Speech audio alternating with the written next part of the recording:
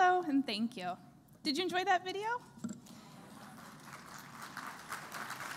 Let me tell you a little more about it so I can show you how your support is transforming education right now. Our computer science curriculum teaches coding as a series of hands-on visual puzzles for the kids to solve. They're set up like games with characters like angry birds and cute bees.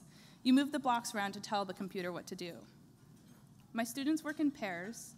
It's called paired programming, and we do that because coding is really hard and it takes a lot of teamwork. They need to know that they're not in it alone.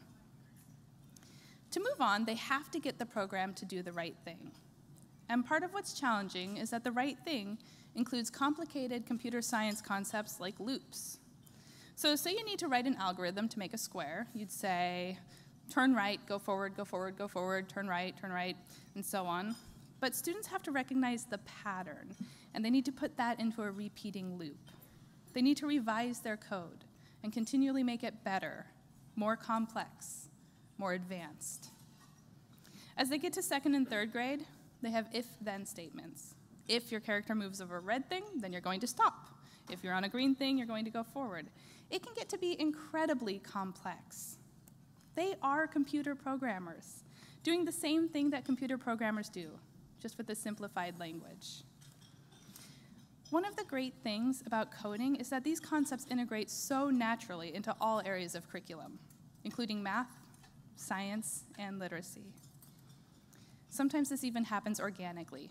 Debugging is a term that we use. One day in writing, I was introducing editing and revising. I asked if they knew what editing meant, and someone raised their hand and said, oh, that's where you go back and fix things. And then a student raised her hand and said, editing. Is that kind of like debugging? Research shows us that kids have mostly cemented their ideas about what they're good at by middle school. That means that by the time computer science is offered to them as an elective, it's too late for those who have not had exposure to it outside of school. What that looks like here in Bellevue is that 78% of AP computer science takers are boys. In addition, only 4% of AP computer science takers are African American or Hispanic, as compared to their comprising 15% of students in our schools. But imagine if every student has a chance to try their hand at coding before they can develop the idea that computer science isn't for them because they don't look like a computer scientist. How many of them might discover that computer science is for them?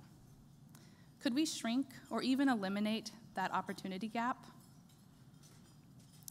One thing I've seen this year is a shift in the way that my kids are thinking. There's so much more flexibility. There's so much more problem solving and so much more perseverance. Especially as things start to get more complicated and kids have it in their minds that they know how to do it, but then it doesn't work. And they have to just stop and say, okay, how I thought this was going to happen is not working. What's a different way that I can look at this? And here's where the paired programming is so important, because they're constantly communicating about their thinking and building collaboration skills. I always hear things like, well, I think you should try this. What if we did this? I don't think that's going to work. So they're learning to see things from their partner's perspective instead. They're saying, can I shift my thinking to what my partner sees? And if we do that, is that going to completely bomb? And then are we both going to have to shift our thinking and figure out something else to do? And there's something else. This program is changing life trajectories. I've learned that the kids who are good at this are not necessarily the kids who are the great readers or the great mathematicians. And that was a surprise to me. Sometimes it's the kids who are struggling academically who really get it. It makes sense to them. And then they're the experts. I'm thinking of one student in particular. She didn't speak much in class early in the year, but being a coding expert has helped build confidence. Now she's more willing to take risks in other areas. Now she knows that if she wants to be a computer scientist, she can do that. She's good at that. And think about those kids who are generally advanced and always finish everything so quickly. It's great to see them being stumped sometimes, and having a kid who isn't as good at math or reading or writing say, oh no, I get it, I know how to do this, let me show you. Because of this, I see a big boost in students' confidence levels and a change in the whole class culture.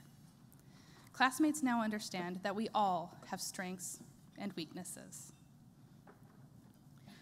We're on the brink of a shift in education toward understanding the importance of the thinking skills that come along with computer science. Our kids are going to need these skills as they grow up, whether or not they seek out careers in technology. They will need intuitive computer skills no matter their profession. They will need to be creative problem solvers, effective collaborators, flexible thinkers. This isn't just for the future coders in my class. This is for every student who I want to see succeed in college, in any career, and in life. And that's every single one of my students. As excited as I am about what's happening in my classroom, I also feel an enormous urgency. Deferring opportunity for even one child is a heartbreaking loss. I want every first grader in our schools to have this opportunity. With your help, my classroom story can be the story of every classroom for every student in the Bellevue School District. You can make it happen. Thank you.